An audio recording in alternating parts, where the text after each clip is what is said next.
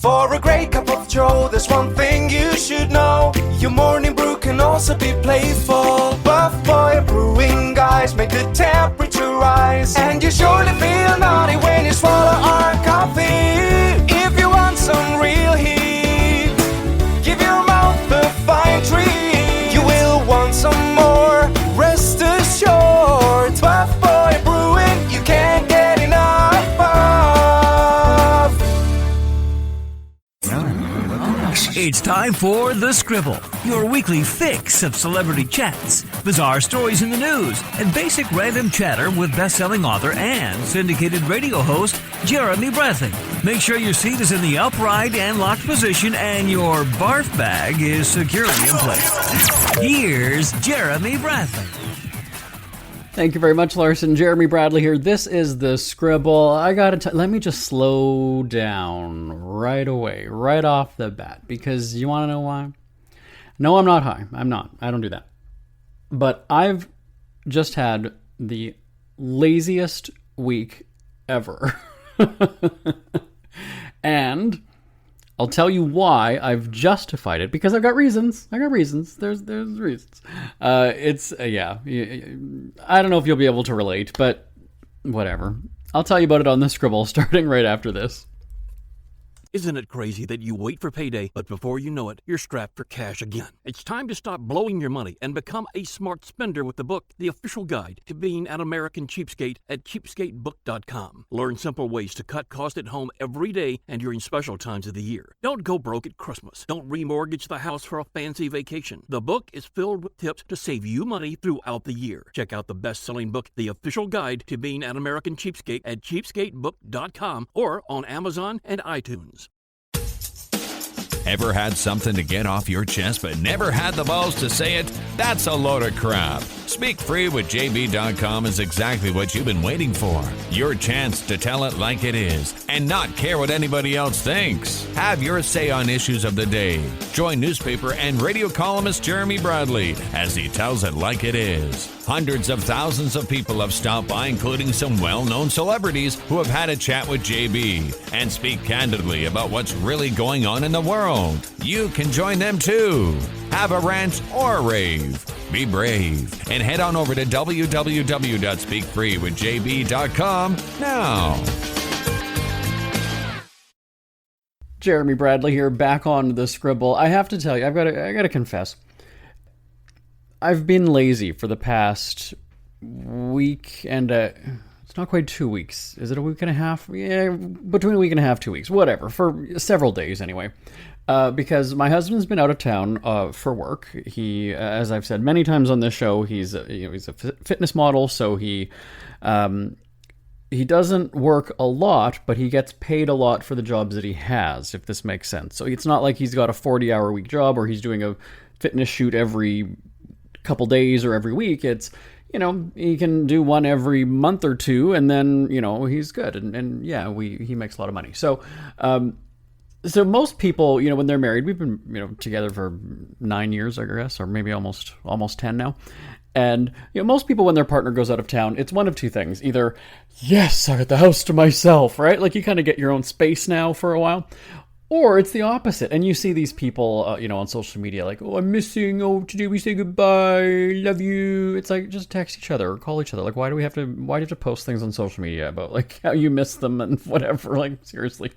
So we, you miss each other because there's, I'm very routine, right? So for me, any kind of change to my day typically throws me off. But here's why it doesn't when he goes away.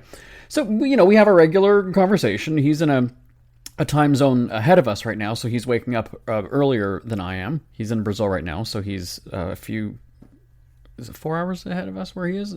3 or 4 hours anyway. So, yes, he's awake, and so I wake up to the good morning text or whatever it is, or a voicemail or video message or something, and that's kind of nice, to start the day. So, but what our normal day is. God, I'm laughing as I'm preparing to say it because it just sounds so fucking lazy. I retired from our syndicated radio shows, like 4.5 years ago. And ever since then, we've been sleeping in, and our day is starting later and later and later. Now, generally, it's starting at about noon or 12:30. That's what. See, I don't expect anybody to feel sorry for me when I tell these stories. It always seems like such a good idea at the time to tell the story, and then as I'm talking it through, actually, as I'm formulating how to tell the story, I'm sitting here going, people are just going to shake their head and go, you're a fucking idiot. Okay, so anyway, we generally, wake up late. And so he will do his gym thing. We have a gym in our, here I go again. In our Winnipeg house, he's got a gym in the basement. In our California house,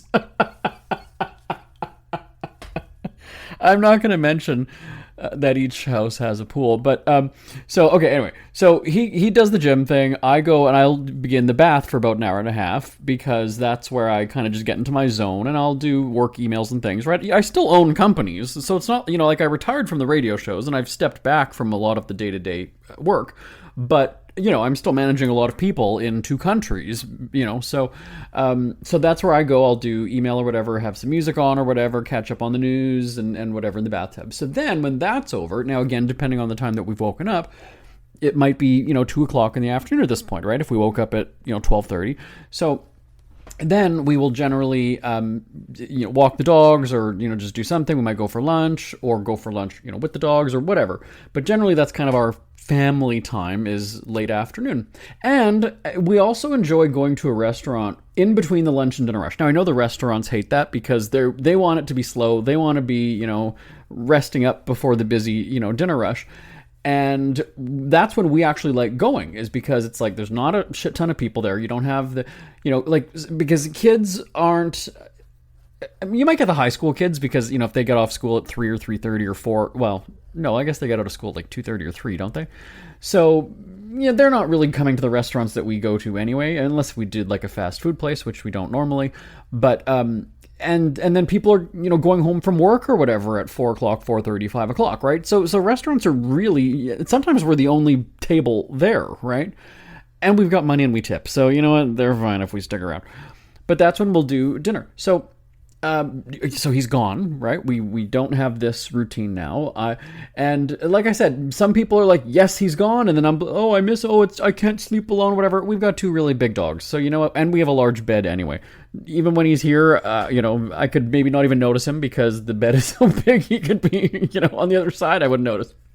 So what I've been doing is, so as I said, I'll do the bath and then we'll go and walk the dogs. Well, he's not here. So I'm having the weather dictate my day. So when I go, I'll go to bed at night, and then I'll say, okay, well, if it's raining tomorrow afternoon, or if it's like, below whatever temperature, if it's colder than temperature such and such, and I'm not going to walk the dogs. And then I have kind of like a secondary round. So then if it is nice and the weather meets the criteria, then I will go and say, all right, well, I'm going to call whoever, whether it's, my cousin who I chat with all the time, or if it's, Bonnie Winters, our producer, or, Lisa, or my husband's assistant, or somebody.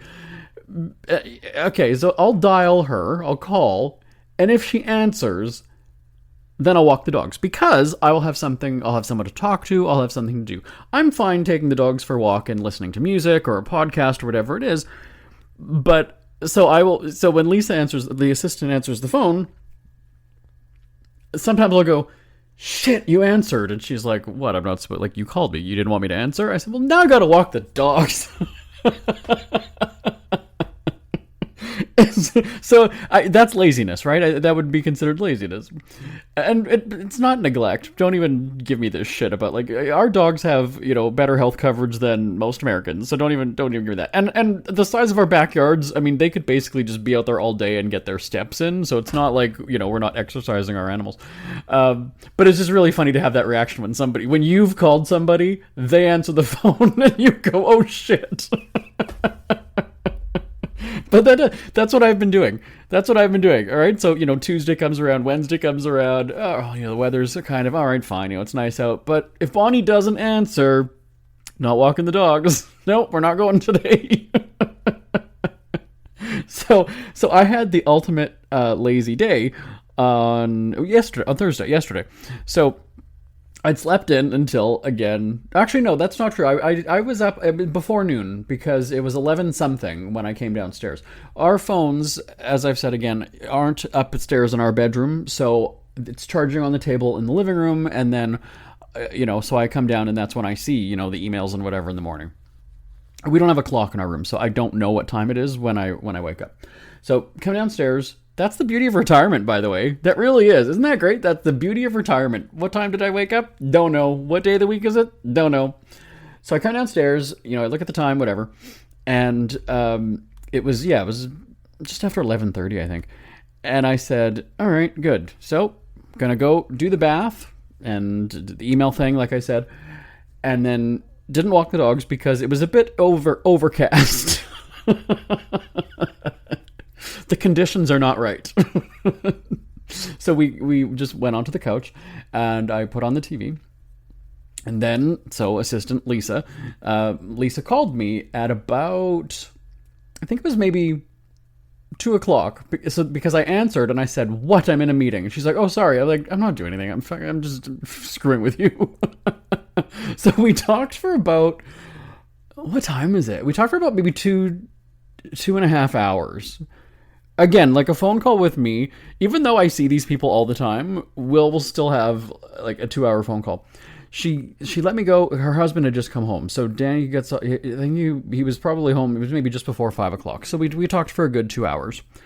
And I crashed on the couch right after that. I was on the couch while I was talking with her on the phone. And then, for some reason, I just felt exhausted. Meanwhile, I'd only been awake at that point for, let's round up and say 5 hours.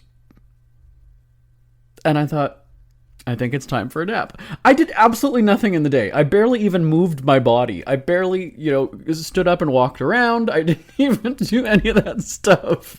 So then,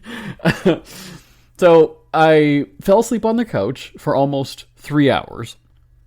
And I woke up, so now we're at about like 8:30-ish, maybe almost close to 9.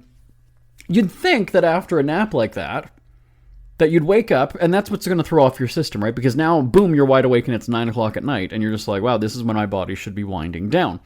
So I wake up, and I still just felt like I got hit by a bus. I wasn't drinking. There was nothing, it wasn't that. I don't know. So it took me about maybe 10 or 15 minutes to kind of shake out of that, right? To kind of just, now I'm fully awake.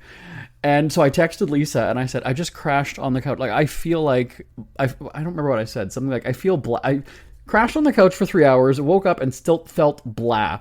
Do you ever feel that way? And she laughed. She wrote back and said, only when I nap for more than 2 hours. And I said, that's interesting. So then, I do the Google thing because that's what, and I found a bunch of articles online, and they've got to be correct because they got posted.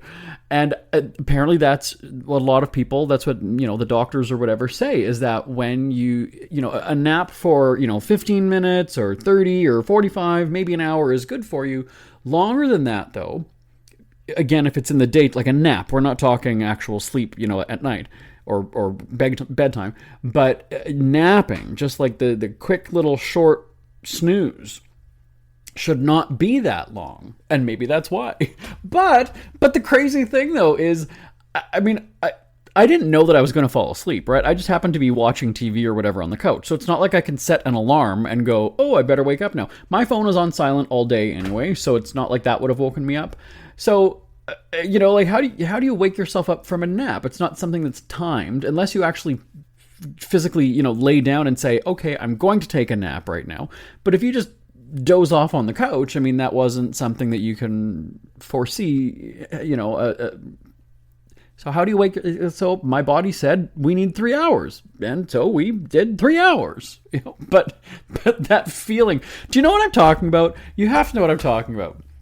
Send me an email, live@jbonair.com, live@jbonair.com. So did absolutely nothing that afternoon aside from talking to Lisa, and then napped. Wake up at 9:30. And now you feel like you're easing into the day again, just because, right? Like now it's wake up time, but it's dark out, right? Given the time of the year and everything. So I watched some TV, I made some. Oh, I just had mashed potatoes. That was it. No, chicken, not something with it. Just mashed potatoes, because that, to me, it's heavy and filling anyway. And I've been really enjoying experimenting with different spices and different kinds of like sea salt and different things. And so I've been having a good time doing that. And so that's what I ended up making. So I'm eating at whatever it was, 10:30 or 11 o'clock at night. So when I went to bed last night. And I'm laying in bed, I start laughing because I thought, what a waste of it. Like, what was the point? Like, right? Like all these sentences that I'm not finishing. And I just start laughing, go, what a fucking life, really. I mean, nobody. So that's why when I have conversations with our team, Suzanne or whoever, or my cousin, like I said, I always have to play it up. Like I blow it out of proportion when there's something that's just so stressful. I'm like, I had to do 2 things today, and people who have, regular jobs and kids and whatever, like, I do 2 things before 6 o'clock in the morning. I'm like, I'm still sleeping for 6 more hours at that time of the day. Whatever, there's, at least, see, this is the thing though. At least I don't go through life as we see a lot of people do on social media, having, the pity parties and woe is me and just, dumping. That's what I can't stand about Instagram right now. Okay, we're going to take a break. All right, I've been talking too much for this segment. We're going to take a break, and I'll continue the story and shift it to the whole social media thing and bitching about life on the Scribble right after this. Who are the Kardashians feuding with now? What did that little thug Justin Bieber do this time? Who's getting hitched? And who's headed for Splitsville? Hear the latest celebrity news and gossip every day on Entertainment Wrap-Up. The good, the bad, the ugly, but mostly the ridiculously hilarious. It's all recapped in this daily segment at entertainmentwrapup.com. Have a laugh at the expense of the rich and famous when they take themselves way too seriously. It's 3 minutes of time-wasting fun at entertainmentwrapup.com. Check out Entertainment Wrap-Up at entertainmentwrapup.com. Brought to you by Speak Free Books. JB here on the Scribble. So just in that last segment, I was talking about how I jokingly complain about, my day or my life or whatever it is. And truly, we have a very drama-free life. Like, there's very little that kind of shakes things up. I mean, I'm just trying to think of sort of I was going to use the word scandal. We don't have a scandalous life. But the biggest thing that happened, a few weeks ago was one of our dogs wasn't himself. Like, he was just kind of having his head down, and he's a husky, and so he's usually very like bouncy and jumpy and run up the stairs and down the stairs and out the door, and he wasn't doing that at all. So because his behavior was a complete 180, that sort of prompted us to go say, okay, well, this is, let's see, maybe he's just having a rough day, right? Maybe it's a rough, get it, rough day. But then it continued on for a second day, and then I said, okay, well, let's see how this goes. This wasn't the summer yet. Like I said, it was a few weeks ago. So we were in the fall time. So it was rainy, so we weren't walking as much because of the rain. But anyway, so third day, I said to my husband, okay, well, I'll go to the vet, just because I'm sort of concerned and whatever. And my husband was a bit concerned and worried because, again, it's different if it's just a slight change for a short period of time, but the fact that, he was acting that way. And so the time, I didn't have my phone out while we were at the vet, just because, you're focused, you're paying attention to what's happening. So my husband had texted me like a shit ton of times, and I kind of was like, oh, that's so cute. He's worried. And obviously, yeah, that is cause for concern, right? Because he's wanting to know, is there something wrong? What's going on? But at no time did we kind of take it to that extreme level of, oh my God, he's dying. He's, something's terribly wrong. It's like, we just wait and see. Right? Okay. He's not his usual self. All right, let's just call them, ask the vet, are you concerned? Like, based on what you're seeing, what you're, examining and everything. And he's like, nah, give it a couple days. We'll give him some painkillers and, hopefully maybe it's just something that, he ate or whatever. And, he's still eating, he's still drinking, he's still going to the bathroom, he's still whatever. So, and that's really what it was. It was just, we don't know, but he was on painkillers for 7 days, and I don't even think that did we give him the full 7 days? I think it was like halfway through that. So really, it was just kind of maybe like 4 or 5 days, the 3, and then maybe about 7 or 8 days in total. So from the time that we observed the change, then he was on the meds for I think maybe about 3 or 4 days. I don't know that we gave him for the entire, or we gave him for the entire time, but he didn't need them. That's what it was. Because again, I mean, if the doctor says take it for 7 days, that's what we did. So anyway, my point is that we didn't do these big social media posts of, our poor Charlie is sick, going to the vet today, and then like alerting the world, like you're putting out a press release. Like we don't do that kind of stuff in our life. But so now let's shift to what I was about to say in the last segment, was that on Instagram you have, do you remember it used to be like a photo sharing platform? That's really what Instagram was. It used to be all these stupid selfies of your vacation, of your food, of your time out with your friends, of your whatever, kids making crafts or something, or pumpkin carving, or decorating for Christmas, or and the obligatory flowers and gifts that you get on Valentine's Day, which I've always said, if you get flowers on a random Wednesday, then that's love, but the obligatory gifts on February 14th, I mean, it's kind of expected. It's really not. But Instagram now has just become this platform. I think I've said before, I don't use social media very much. So when I have gone on, this is why it just kind of struck me, and then I mentioned it to people, and they're like, "No, it's been like that for years."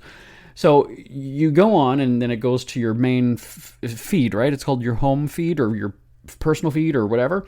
So when I open that, more often than not, and I kind of did this as a test one day, more often than not, the first post is a rant about something. So it will be maybe a screenshot, and then they'll have a text overlay. Maybe it's a picture of Trump, or it's a picture of whichever politician is, making a scandalous headline this week or today or whatever. Or it's generally something political, really. Or it'll be somebody ranting about, something at work, or their ex, or, just. But it's like, where did the fun photo kind of thing go? Yeah, people are still doing it. But so when I would open Instagram, the first post is about Trump, or still, about Charlie Kirk, or, whatever it is. And I thought, wow. So people are spending time doing, like like a black background or an orange background, or, whatever kind of background, or, as I said, a picture of Trump, and then with a text overlay. So people are putting more time and effort into creating, in broadcasting, you would call it a card, like that, that you would have it on the screen. But I don't know what you call it. It's not a meme. I don't know what it's called on social media, but, basically it's like a text block, like it's an image, but it's a message, it's a rant about something. We see that often when people break up, right? When their relationship ends, there will be that big public statement that, it's with deep regret that Jessica and I have decided to blah, blah, blah, blah. And I always laugh at them and go, who are you? Like, why did we, like, we're going to put quotes from each other, right? Well, Steven said that while our time together was special and will always mean something to me, it's like, just fucking end the relationship. Like, really, I don't care. I mean, now I will say that I do enjoy the breakups, because when people do get into the relationship and everything on their social media page is about that relationship, right? Oh, two months together, love you, baby, you're the best thing that's happened to me, I can't live without you. I want to see those relationships fail. Does that make me a sick person? Come on, you have to admit, right? I love when somebody does a big gloating, bragging, boasting, whatever word you want to use, something that's very cocky, something that's very, and then 2 days later, 3 days later, a week later, 2 weeks later, whatever, it's a total it's a crash and burn.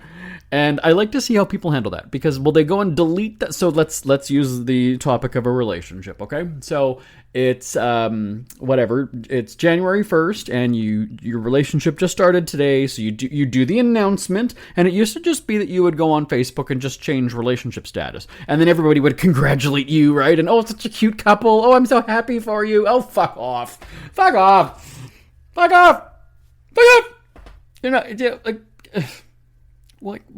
it's so performative. It's just so it just makes me want to. I've never, and like I said, we've been together 9 years. I've never put my relationship status. I've never changed the bio to be the couple holding hands or I belong to at so and so. Never. I don't care if you know that I'm in a relationship, if you approve of my relationship. I don't fucking care. So my relationship isn't performative. If it were, I have a really hot husband, so I would absolutely be posting all the pictures of us on the beach and him without a shirt and whatever. I think there might be a couple, but that's probably from even 5 or 6 years ago when we were doing the radio shows and we had to do stuff like that. But so it's January 1st, your relationship just started, and you might do the 1 week anniversary post, right? You're loving every fucking goddamn post is these couple selfies, and I just want to go and say, can you just eat your fucking meal? Can you just go for dinner and just eat your fucking meal? We don't need to see you, holding hands and dessert and the glass of wine together, whatever. Just eat your fucking meal and go home. Really. Because the restaurant staff is watching you and the other guests are kind of going like, oh my God, this is like a new couple. Oh my God, oh my God, oh my God. Really. The old married couples like us are kind of just like, I don't know when the last time it was that we took a selfie. Why? Because we live together. We see each other all the time. Why? I don't even know. I would have to get somebody. My phone isn't with me here when I do the show, but somebody... who's looking over there? Tim? Somebody in the room. They're not even paying attention to when I do this show. God, man, that's my fucking team that I have. Tim, hi. There you are. You can hear me? Yeah. Okay. My office. Go to my personal phone, not the work phone. Go to my personal phone. Do a search of JB Charles. I think it can work this way. If you type in, do a search on my photos. Tell me how many matches there are. Like, how many pictures, and when was the last picture of the two of us together, like a selfie kind of a thing. So the total number of pictures that match JB Charles, and then the date of the last one, okay? Thank you, Timberly. Okay, so Tim's going to find that, and I'll keep talking here. So now, so it's January 7th, January 8th, and February 1st. So now it's been a full month, right? And so now it's that 1 month that you can... So you might even have like the 7 or 8 pictures just because you're going to recap that 30 days together. And which is probably longer than you knew each other before starting the relationship anyway, because I've always found that to kind of be true. So it's now, February 1st, you made it the 1 month mark, and everybody is still happy for you. It was such a cute couple. I'm so happy. And then maybe your first Valentine's Day. Of course, that's going to be a biggie. You're going to have, all that shit that's, going to, like I said, the obligatory, flowers and stuff. But you're going to do that. And this is where, when your relationship ends, is it going to be like, it's generally that couple that's going to do the big statement, because your whole identity up to that point has been the relationship. You now have gone from just being you, Jim or Jane or whatever, who you are, but now your identity is one person, because your feed or your profile is basically always the two of you together all the time. Right? All of a sudden, your singular individual Instagram page is now, is now a couple page. So that's the type of person who generally will do the big statement, the official, it's with great sadness that I have to. And how do you not think that people are not sitting there going, oh my God, they barely fucking made it 3 months? Well, maybe they should have actually kind of focused more on getting to know each other and not capturing every moment for the applause, from the audience, and just, kind of lived a regular relationship. Like, that's kind of what it is. Or then there will be the people who all of a sudden the posts just stop. Every picture of Jim and Jane together has been wiped. It's like the relationship never happened. And that's also kind of where I'm like, oh, yeah, there we go. And the funny thing is because on social media, I was hosting our radio stuff for years on Twitter and whatever it is. There's thousands of people who added me. I don't know who they are, but I'll see the same name. So when I see Jane so-and-so, all I know about her is she's in the relationship with Jim. That's all. I couldn't tell you what she does for a living. I don't know anything, but that's what I've been trained to know. So when I open Instagram and she's, let's say, the top of the feed, as I mentioned, it's a picture of Jim and Jane. That's all I know. And it's a picture of them eating, or it's whatever they're doing. I don't know anything about them except that they're together. So maybe I will click to just kind of see, like, oh, how grossly lovey-dovey are they being this time? And so, yeah, so either there's going to be the official statement, or there's going to be just like a wipeout that Jim just never existed, was never in her life. And you almost feel, though, here's the thing, I'm not condoning broadcast, like, just because you're in a relationship and you have a cell phone and a social media page, not every couple needs to have their own fucking reality show, right? But, like, what I'm saying is, maybe if you have been documenting it, you do kind of owe us an explanation. After I just went and mocked you for doing it, as I talk it through, I'm kind of like, well, you know, maybe, yeah, you should kind of say. But if you just didn't do it to begin with, then, like, so Charles and I, you know, he was a listener of our radio shows, and we had emailed back and forth through the show, and then he added me on Facebook, and then we did video chatting. I mean, he had been around, like, you know, he was in my life, I guess you'd call it, for probably 5 or 6 months. And nobody, even our team here, nobody knew who he was. I'd never said the name. You know, when he did come and, like, this was North America, he's from Brazil. When he did first come and we hung out, we were not posting in real time. There was no kind of big couple reveal. There was nothing, like, there was none of that kind of stuff. It was not performed. Like, we just lived our life because it was, you know.